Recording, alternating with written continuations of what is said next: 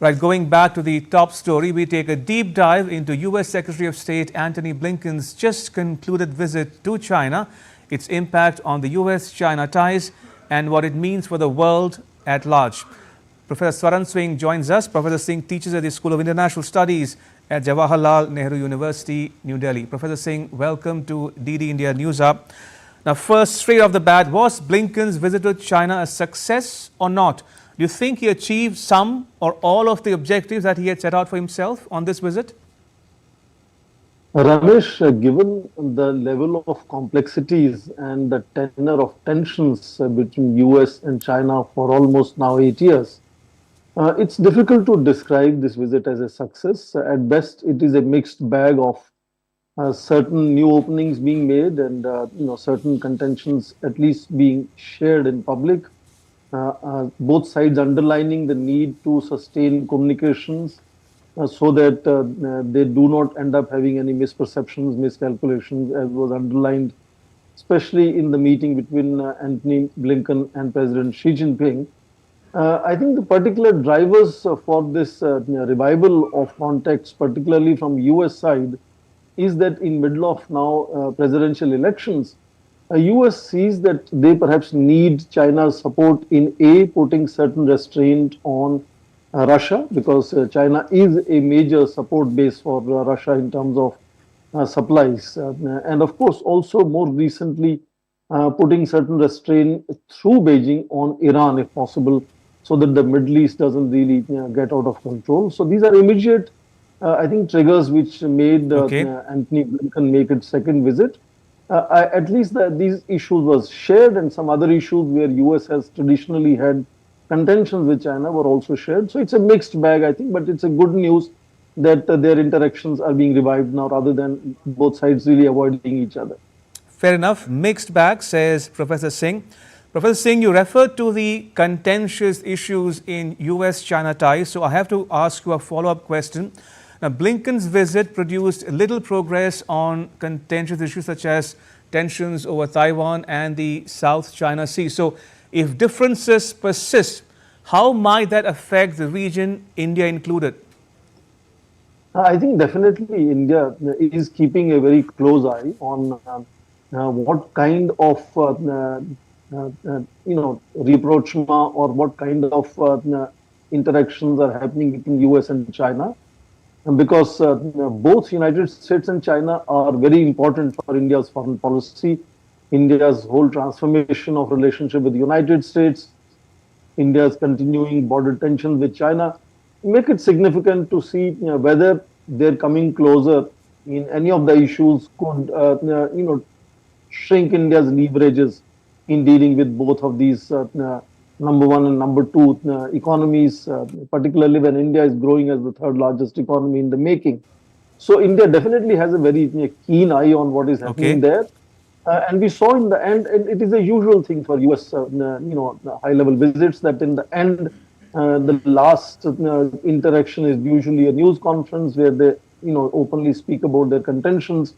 And the same thing was underlined that ironclad support to Manila, the issues of human rights in Taiwan, issues of Tibet, and all kinds of other contentious issues were underlined in the end of the meeting, end of the visit. But particularly the meeting with Xi Jinping had all the pleasantries, though it began with the meeting with Wang Yi, where Wang Yi was fairly tough in terms of talking to the United States. So it's a whole settled pattern of where you begin talking tough and go and in the end talk about your contentions, right? So that you can go home saying that I did put my point across. Now, we spoke about the Indo-Pacific, Professor Singh. Let me also now ask you for your opinion on Russia, since you referred to it in your opening remarks.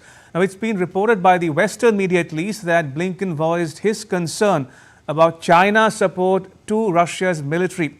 But some would say that the US has itself to blame for pushing Russia into a tighter embrace with China. How do you look at it?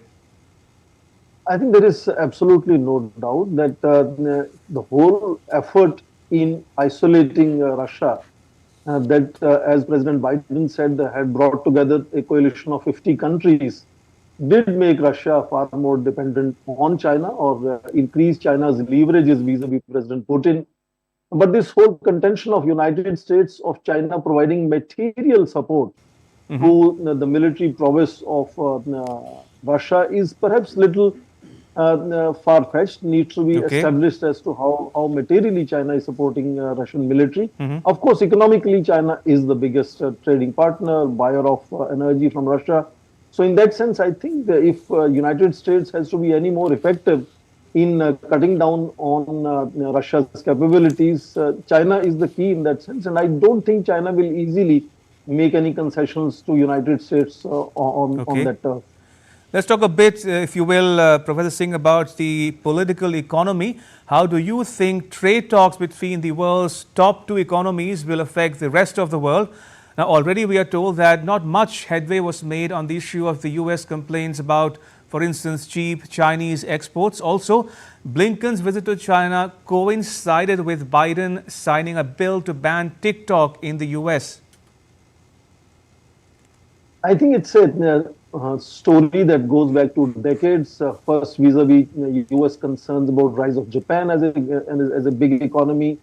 More recently, in the last couple of decades, U.S. concerns about rise of Chinese economy, and the whole effort of ensuring that China doesn't really become even stronger compared to United States. And more recently, other than the trade and the tariff wars, we have seen whole clamping down on advanced technologies, particularly chips, semiconductors regulations. Last year saw a very unusual sort of effort on United States to not just deny their own citizens, but deny even the aliens or any residents living in the United States to have anything to do with China when it comes to semiconductors, and a whole list of Chinese companies being blacklisted. So this is an effort to make sure China doesn't outgrow, in that sense, in terms of global leadership, at least to begin with economic prowess.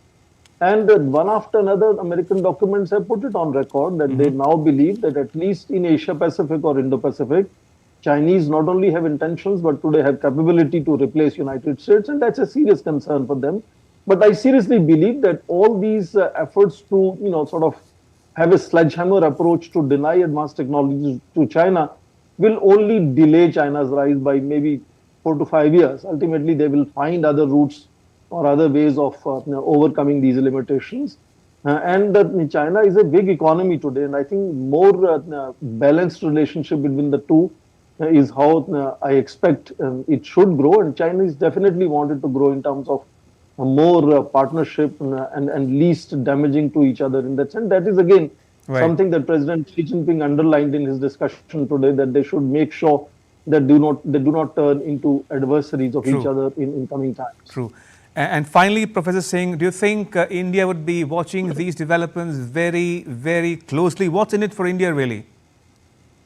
I think so many times it has happened in history that whenever US and China came rather close, and I remember long back when India had tested nuclear weapons and President Clinton had visited Beijing, there was this whole joint statement of saying that they will together work to manage stability and peace in South Asia.